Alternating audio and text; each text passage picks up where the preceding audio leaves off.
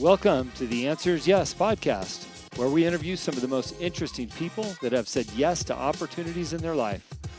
We hope that through these stories, you can learn to create your own destiny by saying yes along the way. Join us as we explore the new series covering topics such as passion, integrity, and hard work. I'm your host, Jim Riley, and I hope you enjoy these interviews as much as I do.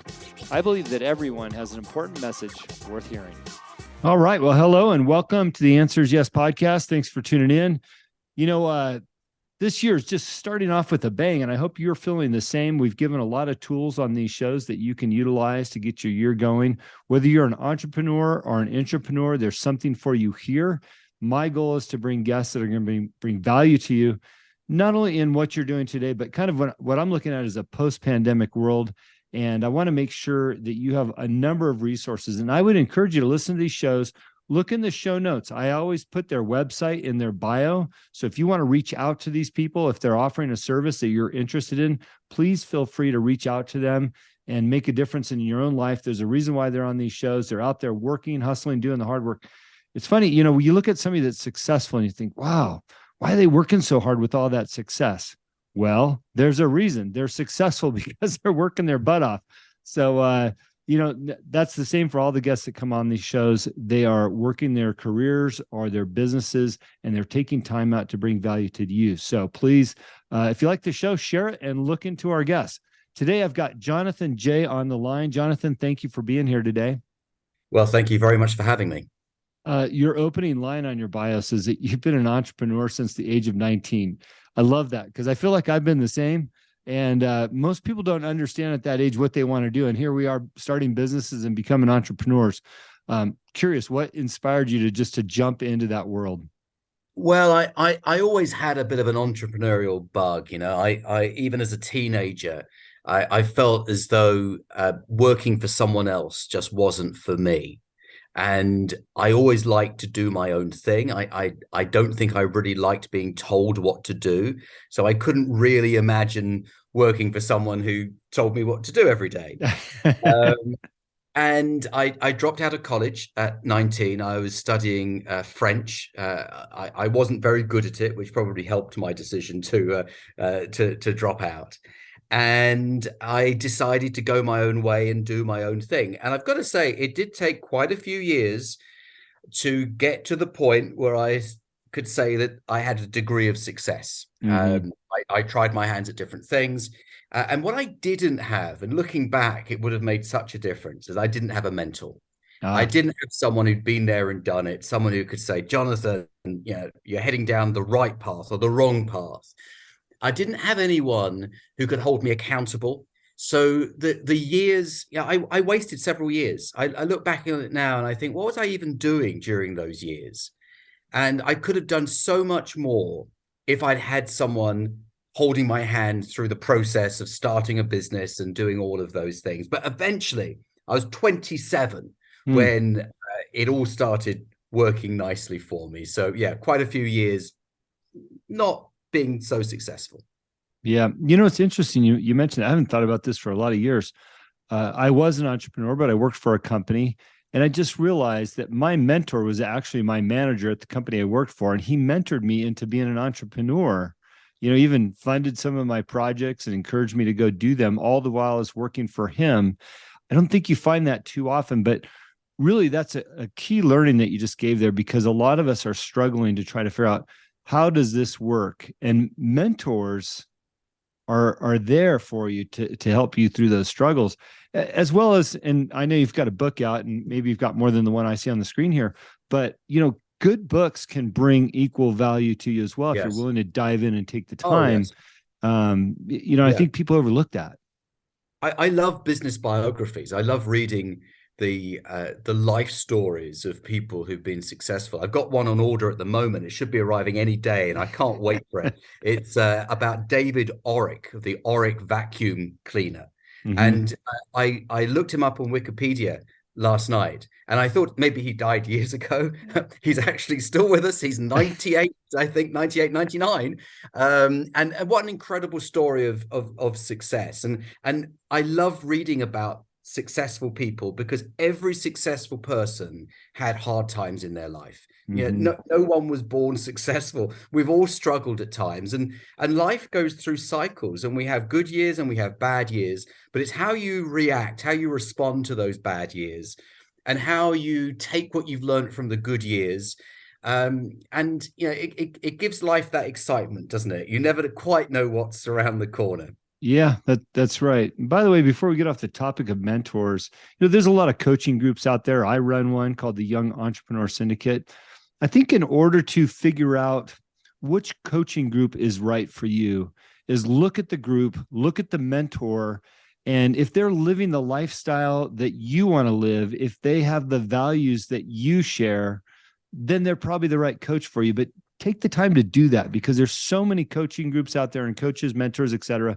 Maybe they're not doing exactly what you want. So please take your time and decide on who you're going to work for. Jonathan, you've got a number of topics that I want to cover today. So I'm gonna jump over and skip to a different topic here. You talk about in your bio is an advocate for a healthy work-life balance. That is missed so often. And that caught my eye as well, because I want to hear your perspective on it. That's how I run my work life, but I want to hear yours. Well, I was the opposite of work-life balance for many years. Everything was around work. I would cancel social engagements because of work. Relationships suffered. And during the pandemic, I threw myself into work more than I'd ever done in my entire life. I bought 48 businesses during the pandemic. And with a very small team, I hasten to add, with a part-time virtual assistant, with a business partner. So it wasn't just me. There was someone else sort of on the ground because it was in a different part of the UK to where I live. And but it was too much, and I ended up in hospital. Wow.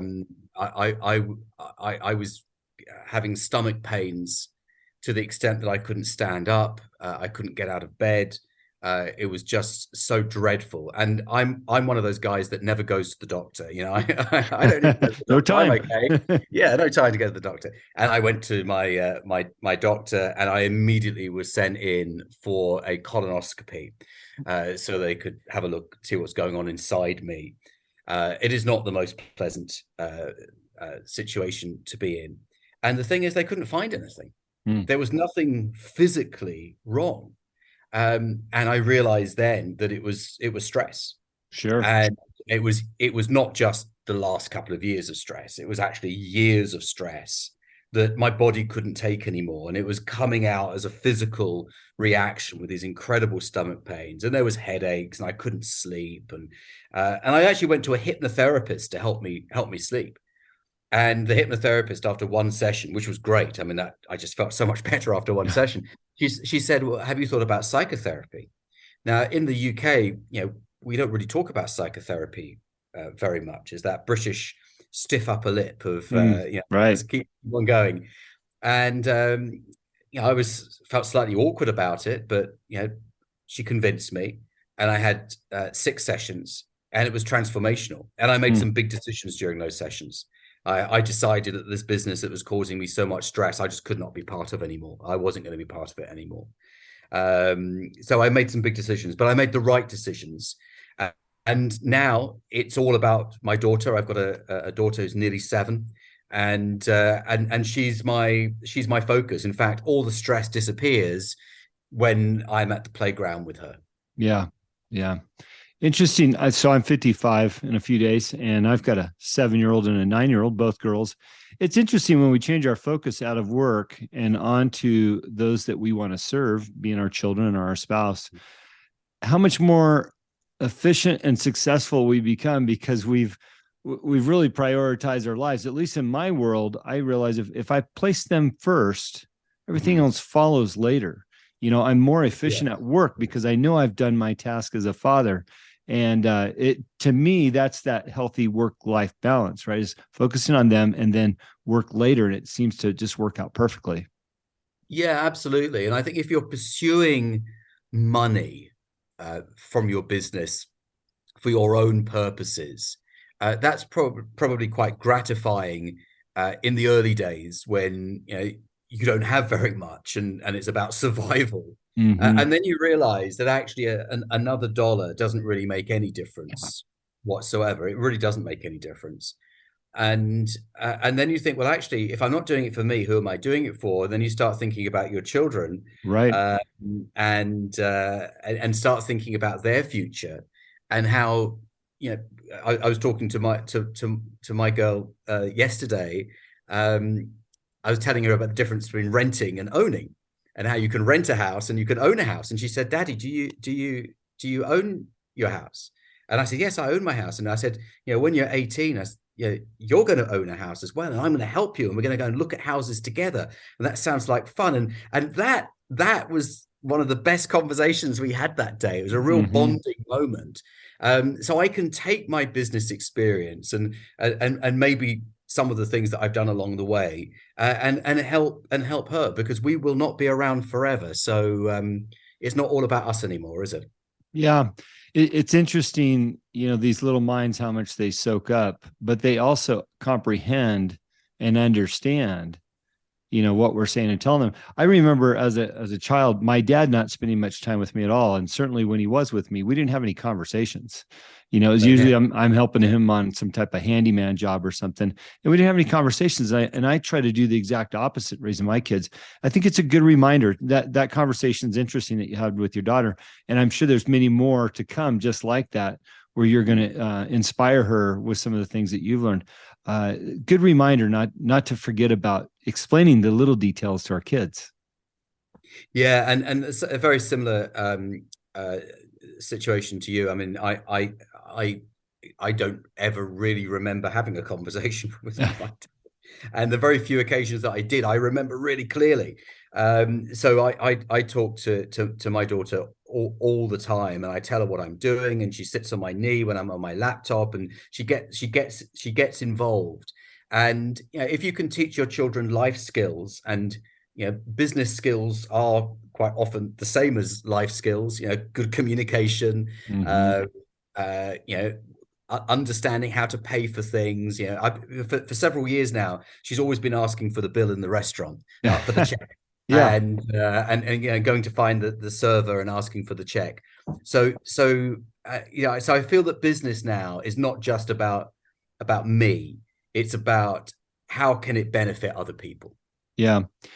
You were talking about the work-life balance and the elements that you had, when it comes to suffering mentally and physically. Did you feel that coming on gradually, or did it just hit you like a sharp moment all of a sudden? I'm not healthy anymore. Did if you look back, was there a buildup? There was definitely a build-up, but the realization came in one precise moment. And the build-up was being asleep for 8 hours, but waking up tired, Mm-hmm. and always being tired, and having that headache that feels like a hangover that just won't go away. That sort of stress, tension, headache. And then one morning, I was actually on holiday, but still working while I was away. Of And I course. held onto the wall of the hotel room because I thought I was going to collapse. Mm. And I thought, this is not good. I have to admit to myself now, I am not feeling well.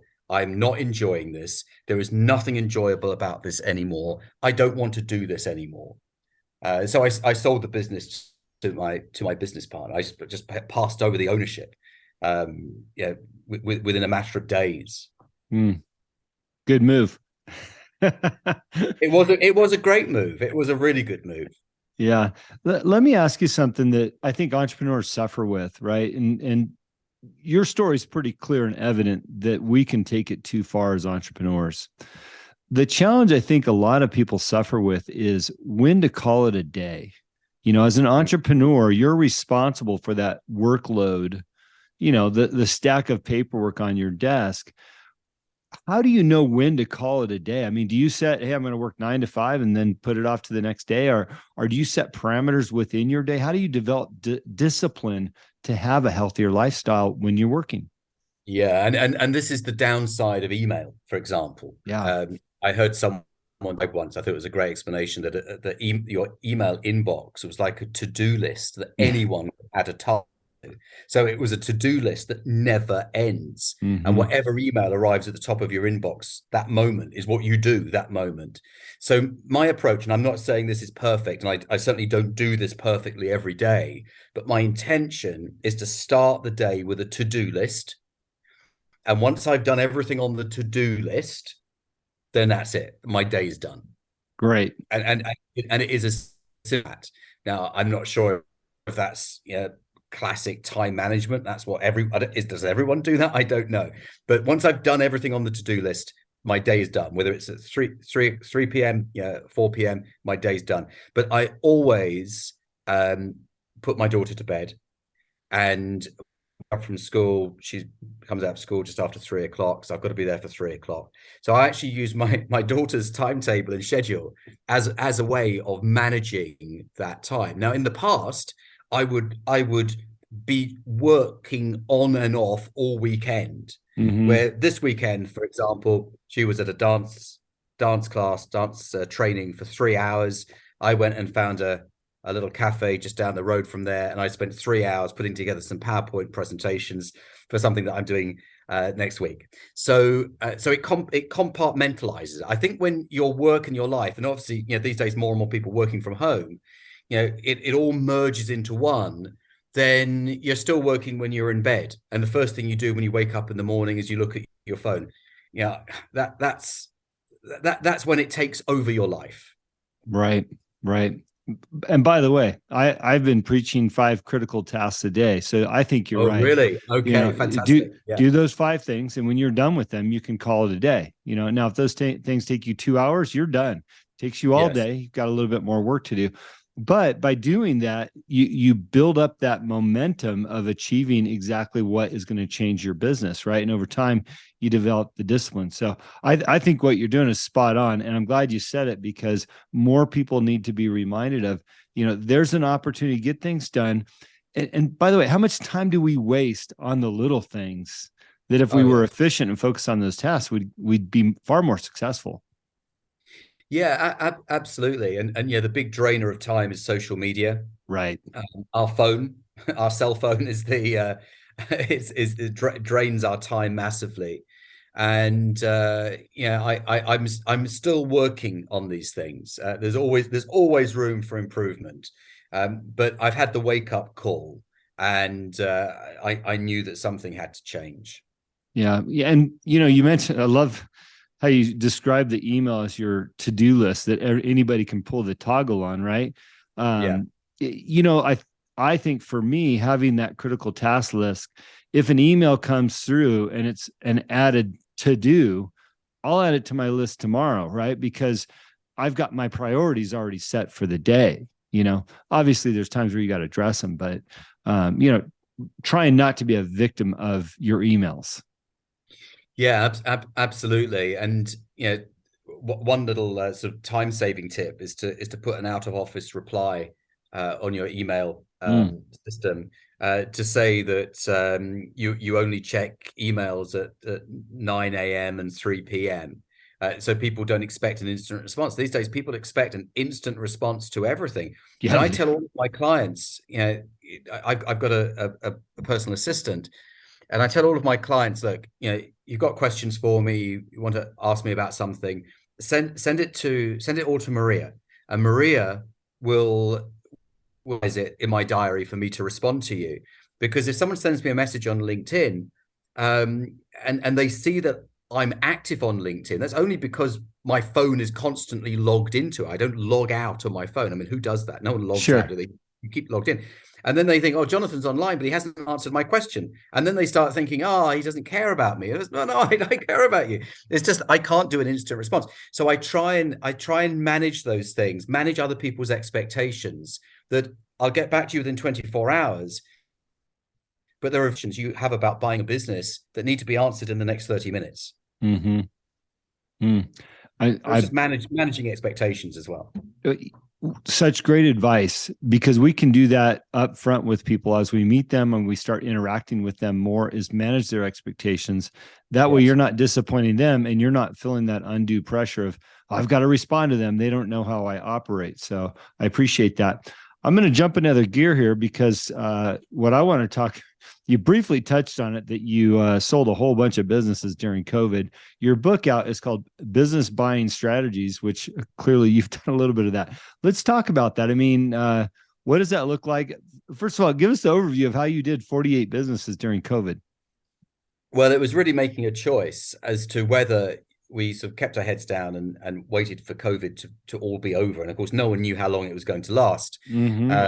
Originally in the UK, it was a 3 week. It would all be over in 3 weeks, and then clearly it wasn't going to be all over, and it was getting worse. It wasn't getting better. Yeah. So my business partner at the time and I, we said, yeah, do we push forward with our plans or not? And what we discovered was there were very few people buying businesses during COVID, so we had less competition. But there were actually more sellers. So there were less buyers, but there were more sellers. So the opportunities were very good. So we were able to do lots of deals very quickly without the competition of an auction type situation where there's someone else interested and the price goes up. And I don't like that sort of situation anyway. But prior to that, I first bought a business in 2006.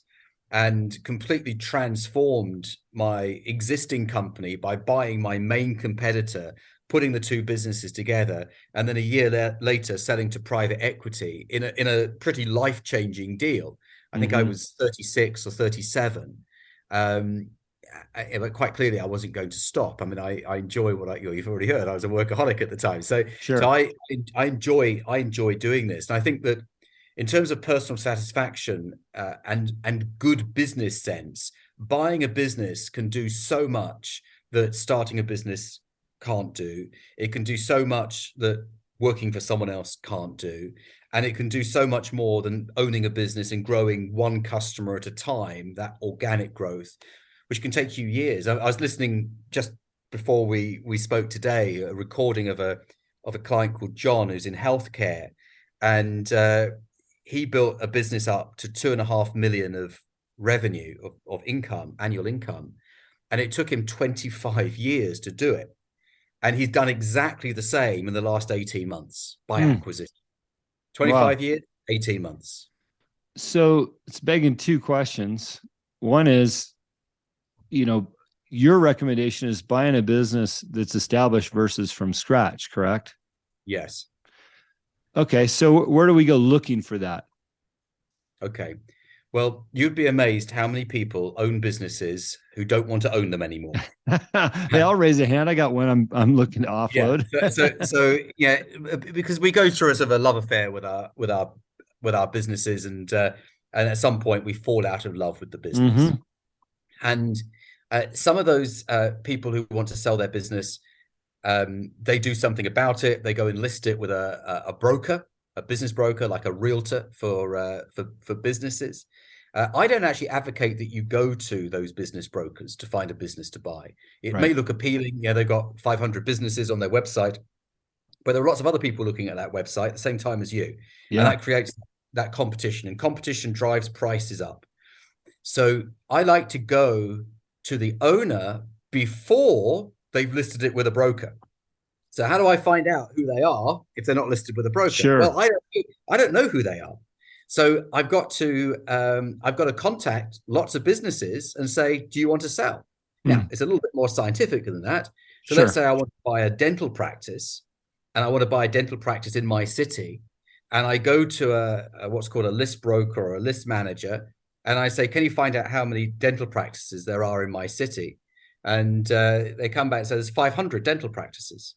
Okay, I buy their names and addresses. Yeah, you can do all this. You just buy their names and addresses, and I send out 500 letters with my phone number on, and a letter saying, "Yeah, do you interested in selling your business?"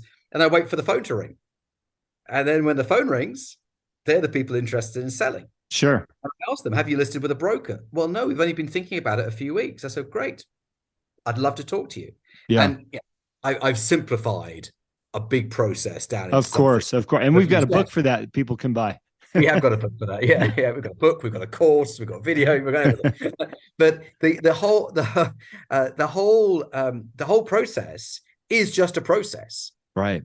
And I've got people doing this, dental practices, with IT companies, with digital marketing companies, manufacturing companies, service businesses, every type of business you can imagine, everywhere in the world. I mean, even today, I spoke to clients, the power of Zoom. I spoke to clients in Canada, South Africa, Australia, and Houston, Texas, just today. So there are people all around the world buying businesses, but there are a very small number of people doing it. Interesting. Let me ask you, maybe this is a little more self-serving. How are these you reach out to a dentist office, perhaps, right? One of 500 in your area, and they weren't thinking about selling, but they get your letter. It's like, yeah, you know what? I think I am ready to retire and go do something else, right? They know nothing about the value of their business. Sure. They know nothing about the sale price. They know nothing about the transaction. How do you educate them on that? Because now I'm sure you're in that position. Like, let me help you. Well, this is that you're absolutely right. It is education. So the more you know about buying a business, the better, because it's amazing how many owners ask you for guidance on the process. It's like, well, you're the other side of the table and you're asking me to help you on your side of the table. But people do it. So I say, when people don't know how to value their business, I say, stop thinking about value. That's the wrong word. Think about what you need. What do you need to walk away from this business? And I use the word need very precisely. I don't say what do you want, because we all want millions of dollars. So I don't say what do you want, because that's where you start getting silly numbers. Sure. I don't say what do you think the value is, because they don't know how to value it, and they always want to talk to their CPA as soon as you say that. I want to find out what they need. And I say, look, before you answer, consider this. Are you going to be going out and buying a Ferrari the next day? All right, because that's going to determine what money you need right now. Because let me tell you how we structure the deals. We pay something on closing, and we pay the rest over a 3 to 5 year period. So what do you need right now that would allow you to retire, would allow you to get rid of the stress? You don't have to deal with the staff, the customers, the suppliers anymore. And you can just relax and let someone else take over, because that is what people really want. Everyone thinks it's all about the money. They've watched Shark Tank and Dragon's Den, and they think it's all about the money. And it isn't. When you get to age 65 and you're ready to retire, you've made your money. If you haven't made your money from that business, believe me, it's not worth anything. Okay. Right. So they've made their money. They've got the house is paid off. The children are left home.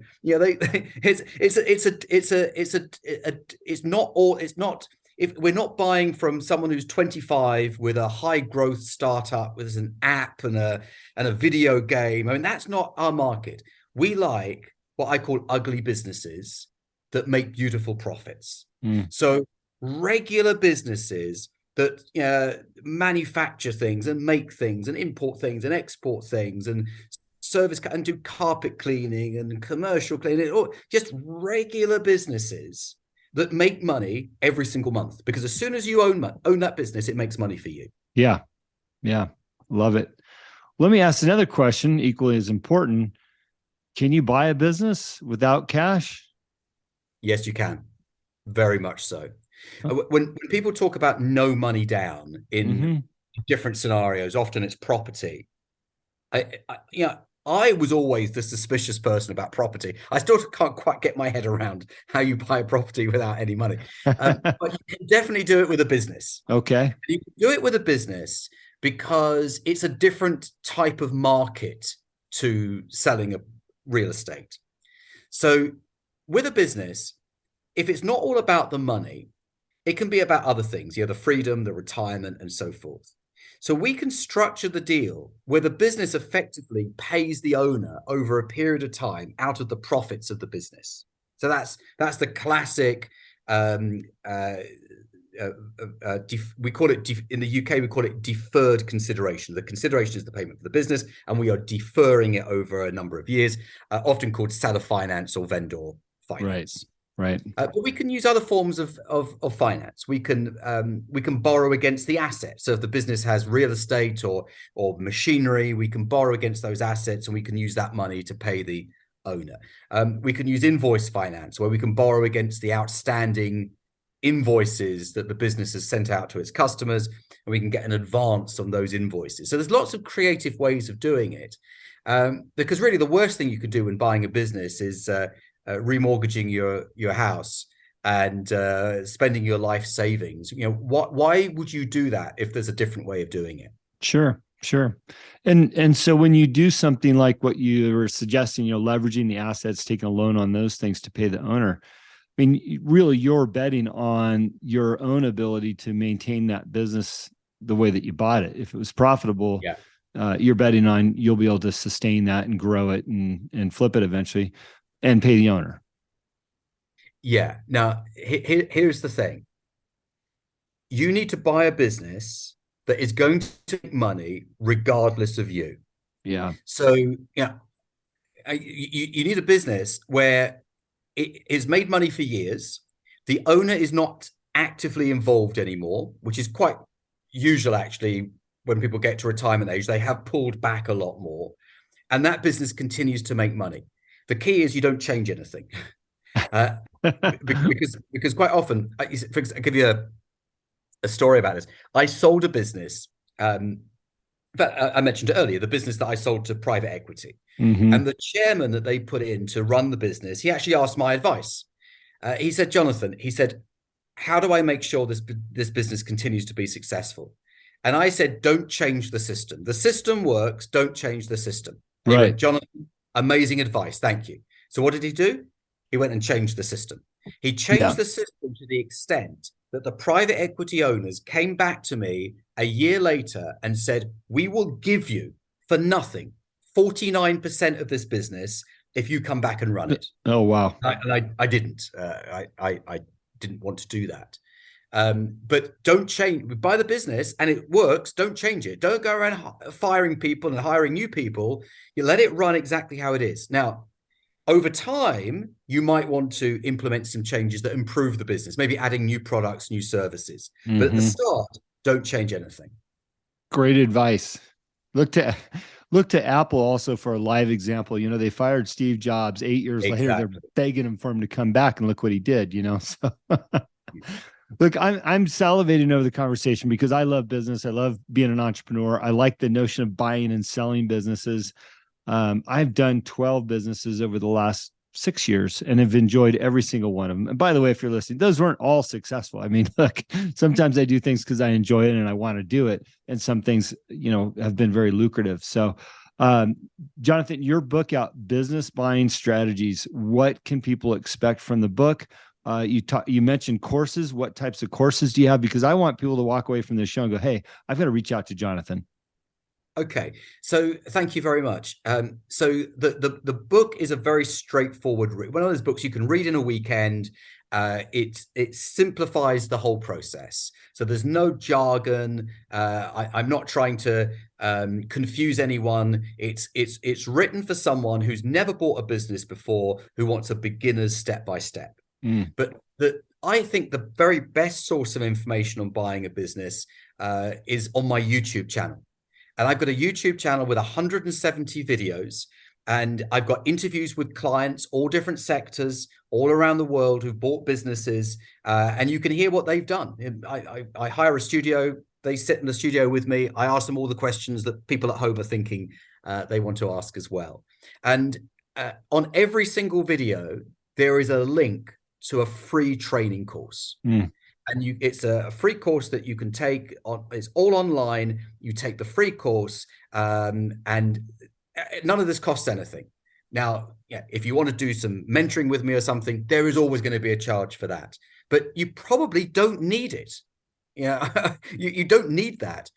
What you need right now is the inspiration, the motivation, and the basic information to get started. And my YouTube channel will help you get started. I love that. It's funny, Jonathan, and I don't know, I've just been more honest about this recently, especially when I take on new clients. You could watch your videos as you just suggested. You don't need to buy anything. You don't need the mentor, and just watch the videos. You could probably accomplish what you want to, right? On my own website, we have a library of books that if you just went out and read those books, you wouldn't need my mentoring and coaching. But I think people really need some accountability and Absolutely. they like to pay for that accountability. That's what I tell them. I said, look, you're going to get two things out of me: consistency and accountability. Everything else is going to fall on your plate. You still have to do the work, right? So Yeah. you can either choose to do the work of going through all your videos, or preferred method, hire me and I'm going to help you do both. Yeah, exactly. And yeah, the internet is a wonderful source of information. It can be confusing sometimes. So I put everything that you need to know onto one YouTube channel. Love it. Love it. Well, I love Zoom. First of all, we're speaking to Jonathan, who's over the pond, they say.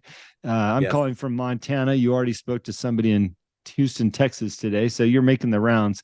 I really want to thank you for being on this show. As I mentioned earlier in the show, I'm going to put the links on this website and on Jonathan's bio. Jonathan, thank you so much for being transparent with us and your story and your advice on how you can buy a business without any cash and all the strategies of buying and selling. Thank you so much. Thank you, Jim. Thank you for listening to today's show. It is my pleasure and honor to interview all of the guests that have been on the Answer is Yes podcast. If you have enjoyed the show, please go on iTunes and subscribe, give a rating, or simply tell a friend about the show. We also believe in the message of our guests and the positive influence of their stories. As my own mentor and coach, David Meltzer, has taught me, spend some time every day thinking and writing about the things in your own life that you have more than enough of. You will find out how blessed we really are. Please visit my website, livelifedriven.com, for the latest updates about me and what I'm doing. Plus, I post a monthly blog about the many topics on this show. This podcast can also be found there. As I learned early on in life, what you believe is what you will achieve. Thanks, Mark Victor Hansen, and thank you, and have a great week.